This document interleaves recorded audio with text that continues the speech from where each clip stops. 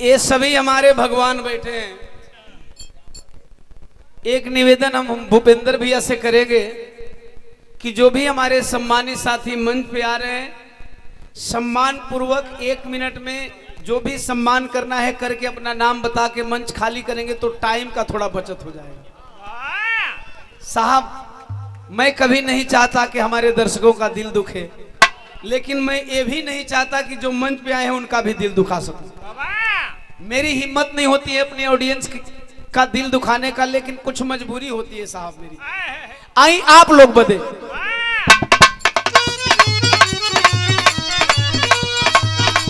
एक साल लगातार ट्रेंडिंग में बा, अब खाली 8 तारीख आ जाई तो पूरे साल भर हो जाई गाना के ट्रेंडिंग में रहले, यानी जब से रिलीज तब से ट्रेंडिंग में बा। रउआ लोग पसंद कैली। शिल्पी राज हमसे कहतारी,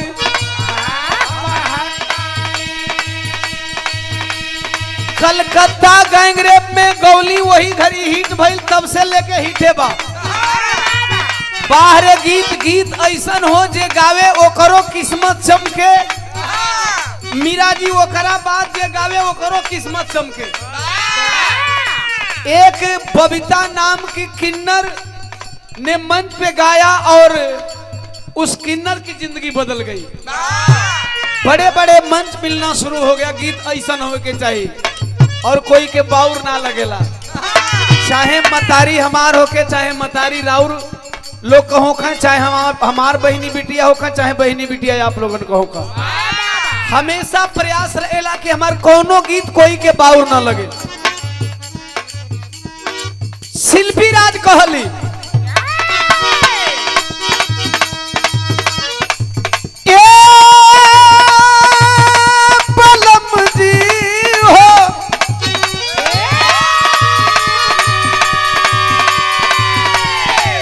सैया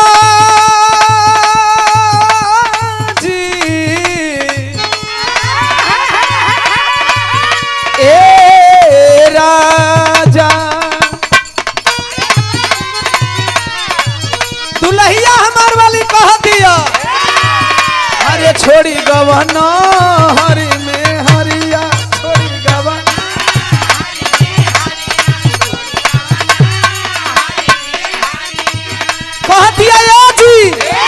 छोड़ी गवना हरी में हरिया।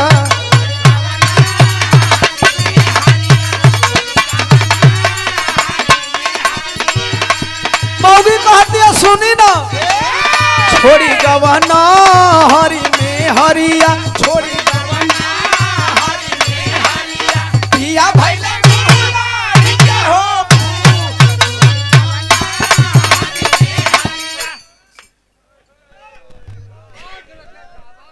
कैसन हो चाचा,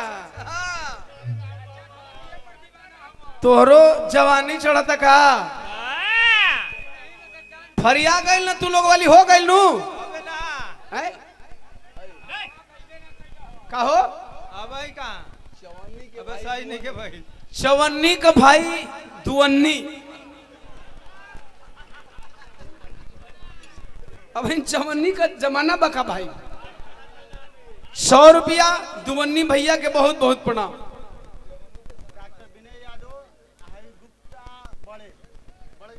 डॉक्टर विनय यादव जी 100 रुपया, बड़े गुप्ता जी 22 रुपया, दोनों भैया लोगन के बहुत बहुत प्रणाम। जे पैसा देता वो करो के प्रणाम, जे नहीं खे दे प्यार से बैठ के सुनता वो करो के प्रणाम।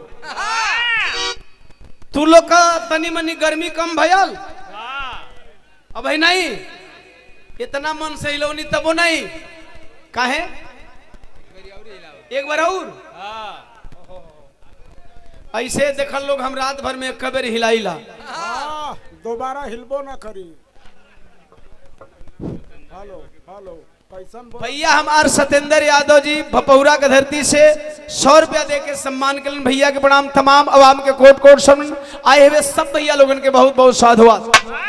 अच्छा चलिए, आप लोगों की इच्छा है तो एक बार और हिम्मत करत नहीं सके, दिन भर थकान बा शरीर को, भाग दौड़ धूप, नमस्ते प्रणाम पाला की जियो हिलैया मगर गिरैया मत।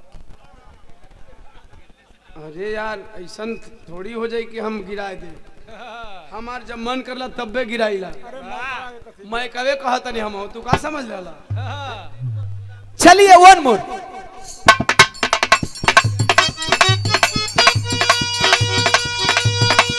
अरे कवनी सवातिया ये राजा मरले पामतिया।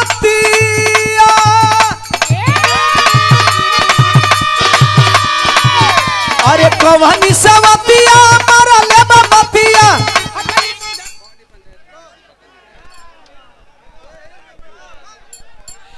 पवनी पंचायत के बीडीसी प्रतिनिधि बड़े भैया सुजीत यादव जी बक्सर बिहार से 100 रुपया चरणों में प्रणाम। और स्वर्गीय पंडित परशुराम जी बिरहा के वह धरोहर जिनकी कमियों की पूर्ति नहीं की जा सकती, उनके ढोलक वादक छोटे लाल भैया के द्वारा 100 रुपया चरणों में प्रणाम। सुजीत यादव पवनी पंचायत बीडीसी प्रतिनिधि, अगर बीडीसी साहब होते तब क्या करते? वे हैं। अच्छा रुए बने। ये 100 रुपया चरणों में प्रणाम तमाम आवाम के कोट कोट। अच्छा बक्सर जिला के चर्चित आज यूपीओ में चर्चा हो गई। नहीं बात कमाने की नहीं है साहब, देखिए प्यार है, प्यार से लोग देते हैं।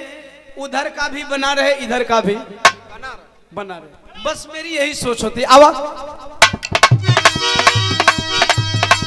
अरे कवनी सवातिया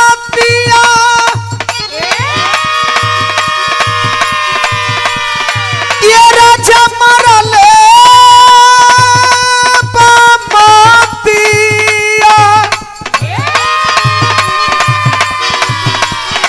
कवनी सवातिया मरले पामतिया। अपनी गुजरिया के नहीं लतू भूल। सुनी सुनी लागल से कितिया भैला गुला हो।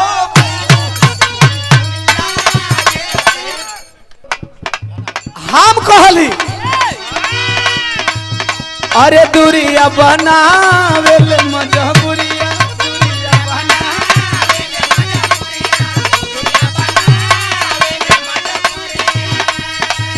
अरे दूरिया बनावेल मजबूरिया, दूरिया बनावेल मजबूरी। बेटा वो छोड़ा वेला हो।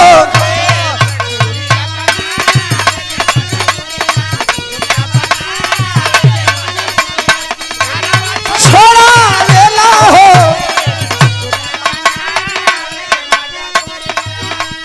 साहब जानते हैं यह गीत क्यों इतनी चर्चित हुई?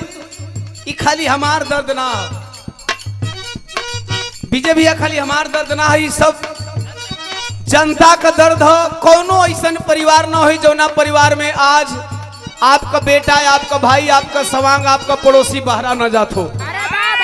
जे सरकारी एम्प्लॉई बा साहब ओकर परिवार संगे रह लेला, लेकिन जे मजदूरी करे जाला नु, जे दिहाड़ी करे जाला, जे कारखाना में कमाए जाला साहब, ओकर परिवार यही तर बीतेला। वो दुल्हन कहती है कि कहाँ बड़ा। एक बात मैं कहना चाहता हूं, आजादी से लेकर के अब तक चाहे गाजीपुर हो, चाहे बक्सर हो, चाहे कैमूर हो, चाहे बलिया हो, चाहे आजमगढ़ हो, चाहे मऊ हो, चाहे बनारस हो, चाहे चंदौली हो, यहाँ के आज भी युवक अगर बाहर जाने को तैयार हैं और बाहर मजदूरी करने को तैयार हैं साहब, कल कारखाने में जाते हैं तो इसकी सारी जिम्मेवारी जाती है यहाँ के तमाम बनी हुई सरकारों को कि अभी तक इन बेरोजगार युवाओं को रोजगार मुहैया नहीं कराए। आज जाने के बाद महाराष्ट्र में मराठी कहते हैं कि आमची मुंबई, अगर तुम मराठी नहीं बोलोगे तो तुम्हें मुंबई में नहीं रहने देंगे। भाड़ में जाए तुम्हारा मराठा, भाड़ में जाए तुम्हारी मराठी, हम भोजपुरी भाषियों की भोजपुरी प्यारी है, हम भोजपुरी है, भोजपुरी बोलने वाले हैं। अगर यहाँ रोजगार होता साहब तो हमारे युवा बाहर नहीं जाते। करते। कल कारखाने में काम करते, जैसे दिन भर ओम प्रकाश दीवाना प्रचार करके या शाम को गाएगा, फिर सुबह घर चला जाएगा। हमार मेहरारू को फोन ना आई। जे 3 महीना 4 महीना 5 महीना खातिर जाता भैया, ओकर मेहरारू फोन करी लइकवा रोवता, कितना कमाइबो। वही मजबूरी मैंने गाया साहब, है ना। आइए कागर जी, बैठे बैठे।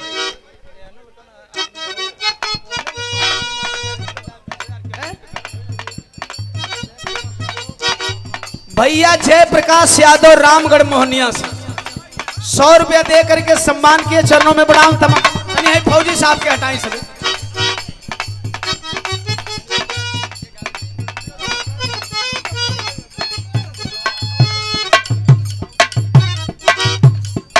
मेरा मर्दा कहा था,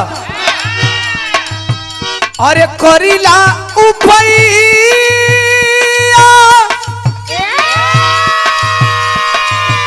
ये रानी घाटे ना रुपैया,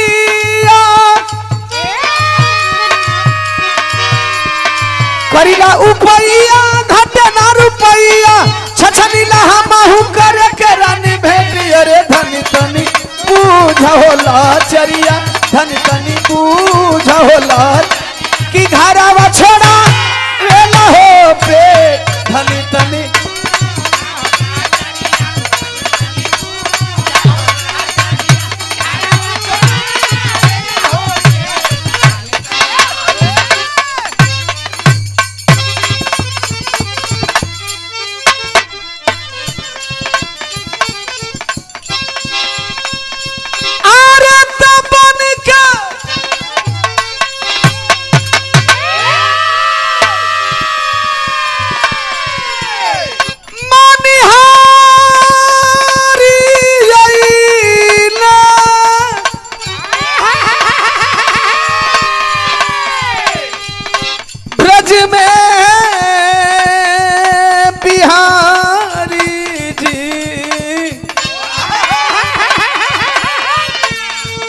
चूड़िया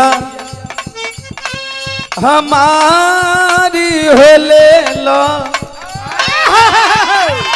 चूड़िया हमारी ले लो। अरे ब्रिजवा के नारी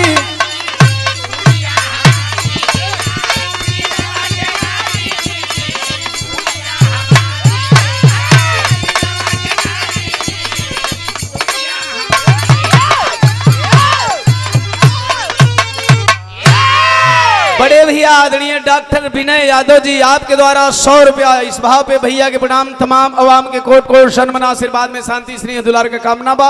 आए हुए सब भैया लोगन के बहुत बहुत साधुवाद, सादर जय भीम, जय भारत, खुदा हाफिज, नमो बुद्धाय, जय समाजवाद।